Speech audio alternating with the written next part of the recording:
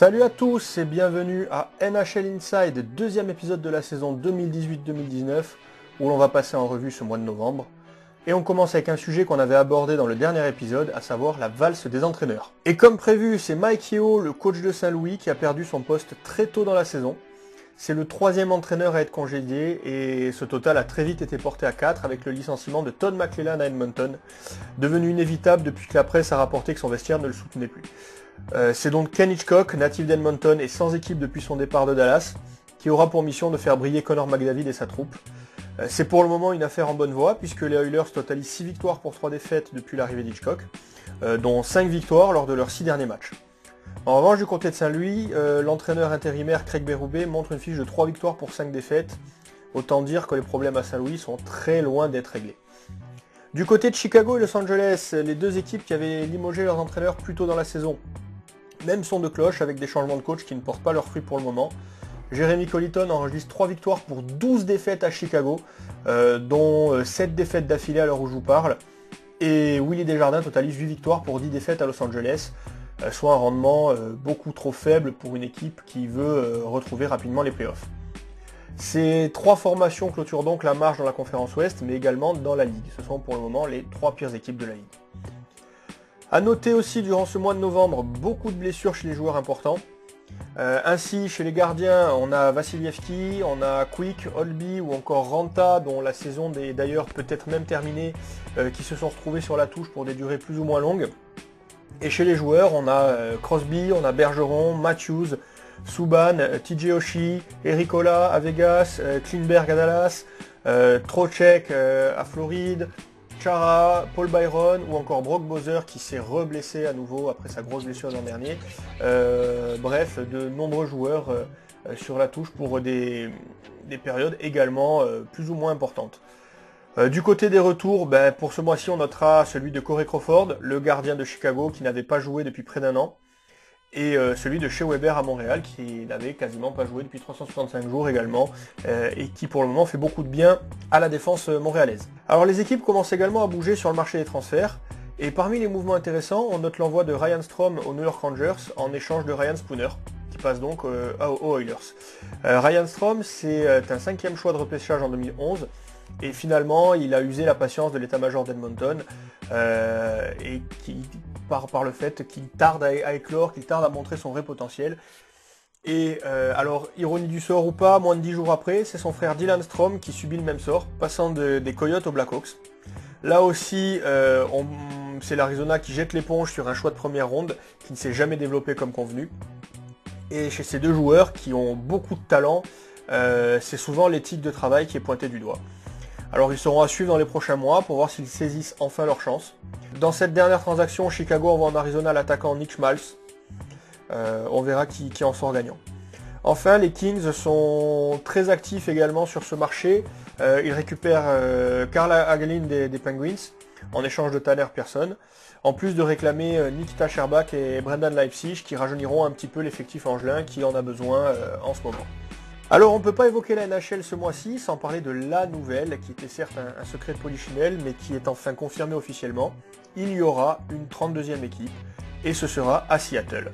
Voilà, cette décision, qui était bien évidemment attendue, a été votée à l'unanimité des directeurs généraux de la Ligue. Ce sera pour la saison 2021-2022 finalement, histoire de laisser vraiment le temps à l'équipe de se construire et surtout à l'aréna de se faire et qu'il n'y ait pas de rush. Que ça ne soit pas un travail bâclé, surtout pour le tarif annoncé. Mais bon, on n'en dit pas plus pour l'instant, car ça fera l'objet d'un épisode spécial sur la chaîne assez rapidement. Enfin, on passe au top et flop du mois, et on retrouve l'équipe des Sabres de Buffalo, qui était déjà dans les tops du mois d'octobre, et qui le sont encore plus au mois de novembre, avec 10 victoires consécutives pour s'emparer l'espace de quelques jours de la tête de la Ligue.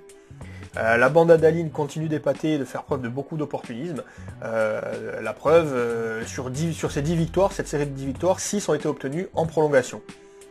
Alors même si l'équipe devrait redescendre de quelques places durant les prochaines semaines, ça fait plaisir de les voir à nouveau dans la course aux playoffs. Et pourquoi pas se tailler un petit bout de chemin jusqu'à peut-être une finale d'association. C'est encore très tôt pour le dire. Dans les tops également, l'Avalanche du Colorado, qui semble avoir trouvé son rythme de croisière. La belle saison de l'an passé, a priori, n'est pas un feu de paille. Pour preuve, la première place du classement des pointeurs est occupée par Mikko Rantanen et la deuxième par Nathan MacKinnon. Ils comptent respectivement 48 et 45 points. Et Colorado est cette année une équipe bien équilibrée qui aura son mot à dire à l'ouest, c'est sûr. Dans les tops également, je mettrai l'attaque d'Ottawa, car même si l'équipe ne semble aller nulle part, on ne pourra pas blâmer la force offensive de l'équipe de la capitale canadienne. 104 buts marqués en 30 matchs, soit la 5e meilleure production pour une équipe qui se hisse péniblement à la 13e place de la conférence Est. Matt Duchene en est le principal artisan avec 34 points. Alors est-ce que l'attaque aurait été encore plus performante si Mike Hoffman était resté avec les Sénateurs? En tout cas, il a signé une séquence de 17 matchs avec au moins 1 point par match avec les Panthers, et ce qui lui vaut une entrée bien méritée également dans ce top. Alors c'est absolument pas le cas de son équipe, les Panthers de Floride, qui après une séquence intéressante, on l'avait vu le mois dernier, s'est complètement effondré avec 9 défaites sur les 14 derniers matchs. Les Flyers de Philadelphie font également partie des déceptions, avec 15 défaites en 27 matchs. Le désormais célèbre syndrome du gardien fantôme à Philadelphie, qui a plus que jamais refait son apparition, avec déjà 5 gardiens utilisés avant la fin novembre, et un DG qui écope au lieu de son entraîneur cette fois-ci. En effet, l'emblématique Ron Hextall a été démis de ses fonctions, payant ainsi l'éclosion tardive des jeunes joueurs des Flyers. Il est remplacé par Chuck Fletcher, qui après avoir passé 9 ans en tant que DG du Wild de Minnesota, était conseiller dernièrement des Devils de New Jersey. Est-ce que c'est un bon choix pour Philadelphie? En tout cas, les Devils sont pour le moment le 3e flop du mois, avec une équipe beaucoup trop talentueuse pour se contenter d'une dernière place à l'Est. Alors c'est difficile d'expliquer ces résultats dans le cas des Devils quand on compte dans ses rangs le dernier récipiendaire du trophée Hart, pour rappel qui est remis au MVP de la saison, à savoir Taylor Hall. Est-ce que John Hines, l'entraîneur, sera le prochain à sauter cette saison? C'est le pari de Parlons Hockey si les résultats des Diables ne s'améliorent pas vite. Enfin, dans les équipes à suivre, on jettera un œil sur les Rangers de New York, qui au lieu de croupir dans les bas-fonds comme le laissait supposer leur opération reconstruction, parviennent à se maintenir dans la course aux playoffs, grâce notamment à Henrik Lundqvist sur qui le temps ne semble pas avoir d'emprise. Il a d'ailleurs dépassé Jack Plant pour le nombre de victoires à NHL, prenant ainsi seul la 7e place de ce classement. La 6e place de Terry Sawchuk n'est vraiment plus très loin, et la 5e place de Curtis Joseph pourrait même être visée dès cette saison, en cas de saison exceptionnelle des Blue Shirts. À l'ouest, on suivra les équipes des Flames de Calgary et des Stars de Dallas, qui sont actuellement en embuscade et qui pourraient, en cas de série intéressante, s'installer durablement parmi les équipes de tête. On reste toutefois prudent, car ces deux équipes nous ont habitués à connaître des passages à vide assez fréquemment, surtout dans le cas de Dallas. Mais pour le moment, tous les voyants sont au vert, en Alberta comme au Texas. Donc affaire à suivre et on va voir ce que ça donne dès le mois prochain.